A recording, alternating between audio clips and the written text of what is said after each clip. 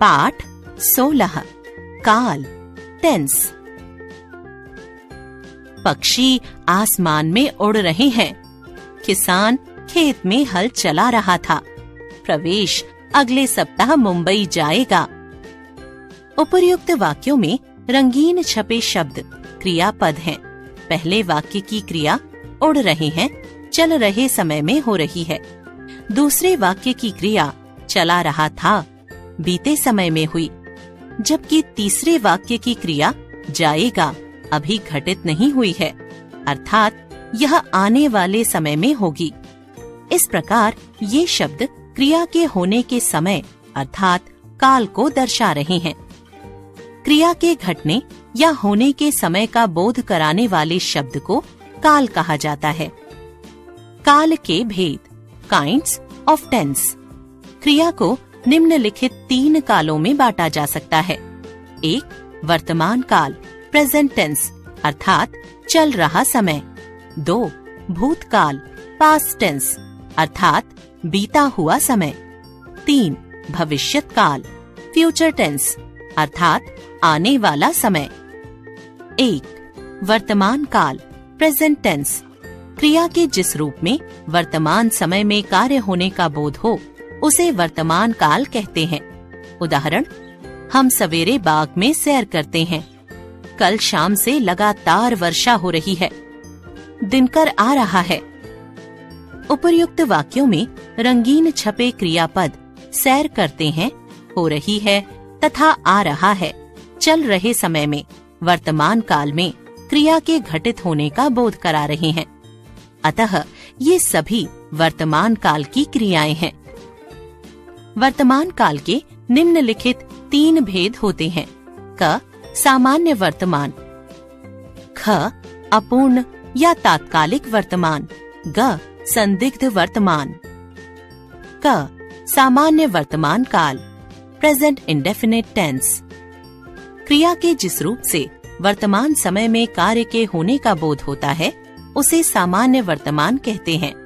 इस रूप की क्रिया के अंत में ता है, ती है, ते हैं का प्रयोग होता है। उदाहरण, निशांत धीरे धीरे बोलता है। रागिनी गाना गाती है। पिताजी रात में दूध पीते हैं। ख. अपूर्ण वर्तमान काल प्रेजेंट कॉन्टिन्यूअस टेंस।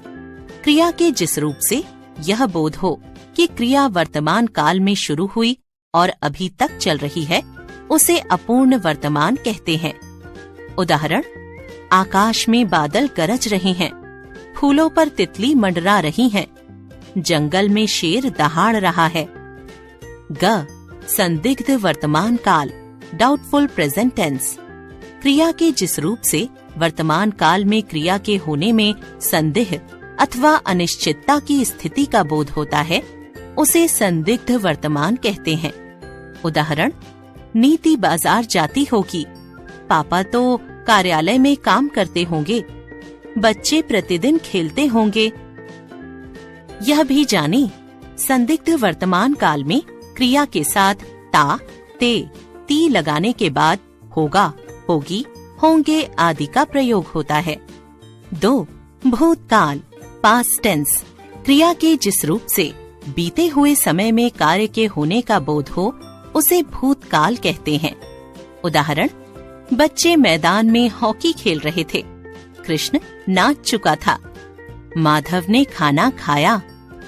ऊपर दिए वाक्यों में रंगीन छपे क्रियापद खेल रहे थे, चुका था तथा खाया क्रिया के बीते हुए समय में घटित होने का बोध करा रहे हैं। अतः ये सभी भूतकालिक क्रियाएं हैं। भूतकाल के निम्नलिखित 6 भेद होते हैं। क. सामान्य भूत। ख. आसन्न भूत। ग. पूर्ण भूत। घ. अपूर्ण भूत। अण. संदिग्ध भूत। च. हेतु मद भूत। क. सामान्य भूतकाल सिंपल पास्ट टेंस। क्रिया के जिस रूप से यह ज्ञात हो कि कार्य सामान्य रूप से बीते हुए समय में हुआ है उसे सामान्य भूतकाल कहते हैं। इससे क्रिया के समाप्त होने का बोध नहीं होता। उदाहरण, छात्रों ने कक्षा में पाठ पढ़ा। पवन घर चला गया। लड़की ने कहानी सुनी। ख, पूर्ण भूतकाल, पास्ट परफेक्ट टेंस। क्रिया के जिस रूप से यह ज्ञात हो कि क्रिया को पूरा हुए बहुत समय बीत चुका है, उसे पूर्ण भूतकाल कहते हैं। उदाहरण, महाभारत में भगवान श्री कृष्ण ने अर्जुन को गीता का उपदेश दिया था। डॉक्टर अब्दुल कलाम का बचपन संघर्षपूर्ण था। Doctor CV. रमन ने 1930 में नोबेल पुरस्कार प्राप्त किया था। ग, अपूर्ण भूतकाल, पास्ट इम्परफेक्ट टेंस। क्रिया के इस रूप से यह पता चलता है कि कार्य भूतकाल में हो तो रहा था, लेकिन उसके समाप्त होने का कोई बोध नहीं होता। इस रूप में मूल धातु के साथ रहा था, रही थी, रहे थे अथवा ता था, ती थी या ते थे आदि लगते हैं। उदाहरण, मामा जी गाना गाकर नहा रहे थे। बाजार में रंग बिरंगी लाइटें जल रही थीं। ऋषि जोर जोर से पढ़ रहा था। घ, आसन्न भूतकाल, रीसेंट पास्ट टेंस। क्रिया के इस रूप से यह ज्ञात होता है कि कार्य अभी अभी हाल में ही संपन्न हुआ है, अर्थात कार्य को खत्म हुए अधिक समय नहीं हुआ है। उदाहरण, अभय मुंबई पहुंच चुका है। सौरभ ने भाषण याद कर लिया है। प्रशांत ने पत्र लिख लिया है। अण, संदिग्ध भूतकाल, डाउटफुल पास्ट टेंस। क्रिया के जिस रूप से कार्य के होने में संदेह प्रकट हो, उसे संदिग्ध भूतकाल कहते हैं। उदाहरण, अजय सुबह पार्क गया होगा। माधुरी ने नानी को फोन किया होगा। मेरे घर पर ताला लगा होगा। च, हेतु हेतु मद भूतकाल, कंडीशनल पास्ट टेंस। क्रिया के जिस रूप से यह आभास हो कि भूतकाल में होने वाली क्रिया का होना किसी अन्य क्रिया के होने पर निर्भर है, वह हेतु हेतु मद भूतकाल कहलाता है। इस प्रकार की क्रियाओं के घटित होने में शर्तें पाई जाती हैं। उदाहरण, यदि तुम परिश्रम करते तो जरूर सफल होते। वह बुलाता तो मैं उससे मिलता। अगर मेरे पास रुपए होते तो कुछ खरीद लेता। यह भी जाने, हेतु हेतु मद भूतकाल वाले वाक्यों में दो उपवाक्य होते हैं। दोनों ही उपवाक्यों की क्रियाएं लगभग एक जैसी हो। 3, भविष्यत काल, फ्यूचर टेंस। क्रिया के जिस रूप से आने वाले समय में कार्य के होने का बोध हो, उसे भविष्यत काल कहते हैं। उदाहरण, विकास कल उज्जैन से आएगा। हम शाम को मैच देखेंगे। दिल्ली के लाल किले पर प्रधानमंत्री तिरंगा फहराएंगे। उपर्युक्त वाक्यों में रंगीन छपे क्रियापद आएगा, देखेंगे तथा फहराएंगे आने वाले समय में क्रिया के होने की सूचना दे रहे हैं। अतः ये भविष्यत्कालीन क्रियाएं हैं। भविष्यत काल के निम्नलिखित 4 भेद होते हैं। क, सामान्य भविष्यत। ख, संभाव्य भविष्यत। ग, अपूर्ण या तात्कालिक भविष्यत। घ, हेतु हेतुमत भविष्यत। क, सामान्य भविष्यत काल, फ्यूचर इंडेफिनिट टेंस। क्रिया के जिस रूप से आने वाले समय में सामान्य रूप से कार्य के होने की सूचना प्राप्त होती है, उसे सामान्य भविष्यत काल कहा जाता है। उदाहरण, बैल खेत जोतेंगे।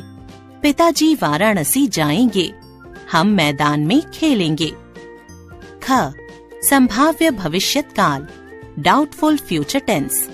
क्रिया के जिस रूप से आने वाले समय में कार्य होने की संभावना का बोध हो, उसे संभाव्य भविष्यत काल कहते हैं। उदाहरण, शायद आज शाम वर्षा होगी। संभवतः ऋतु मंदिर जाए। शायद कल हम मैच देखेंगे। ग, अपूर्ण या तात्कालिक भविष्यत काल, फ्यूचर कॉन्टिन्यूअस टेंस। क्रिया के जिस रूप से आने वाले समय में कार्य के जारी रहने का बोध हो, उसे अपूर्ण भविष्यत काल कहा जाता है। उदाहरण, अभी वर्षा होती ही रहेगी। सेवक अपने स्वामी की सेवा हमेशा करता रहेगा। बच्चे शाम तक खेलते रहेंगे। घ हेतु हेतुमद भविष्यत काल, फ्यूचर कंडीशनल टेंस। क्रिया के जिस रूप से यह ज्ञात हो कि आने वाले समय में होने वाले किसी कार्य का होना किसी दूसरे कार्य के होने पर निर्भर है, उसे हेतु हेतुमद भविष्यत काल कहते हैं। सामान्यतः हेतु का अर्थ है कारण। इस प्रकार के वाक्य में एक क्रिया किसी दूसरी क्रिया के होने का कारण बनती है। उदाहरण, तुम तेज चलोगे तभी रेल पकड़ सकोगे। यदि वर्षा होगी तो फसल अच्छी होगी। अगर तुम सत्य बोलोगे तो तुम्हें प्रशंसा मिलेगी। आपने जाना। काल क्रिया के समय का बोध कराता है। काल के भेद वर्तमान काल, भूतकाल और भविष्यत काल हैं। वर्तमान काल चल रहे समय में कार्य होने का बोध कराता है। वर्तमान काल के भेद सामान्य वर्तमान काल, अपूर्ण वर्तमान काल और संदिग्ध वर्तमान काल हैं। भूतकाल बीते हुए समय में कार्य होने का बोध कराता है। भूतकाल के भेद सामान्य भूतकाल, आसन्न भूतकाल, पूर्ण भूतकाल, अपूर्ण भूतकाल, संदिग्ध भूतकाल, हेतु हेतुमद भूतकाल। भविष्यत काल आने वाले समय में कार्य होने का बोध कराता है। भविष्यत काल के भेद सामान्य भविष्यत काल, संभाव्य भविष्यत काल, अपूर्ण भविष्यत काल, हेतु हेतुमद भविष्यत काल।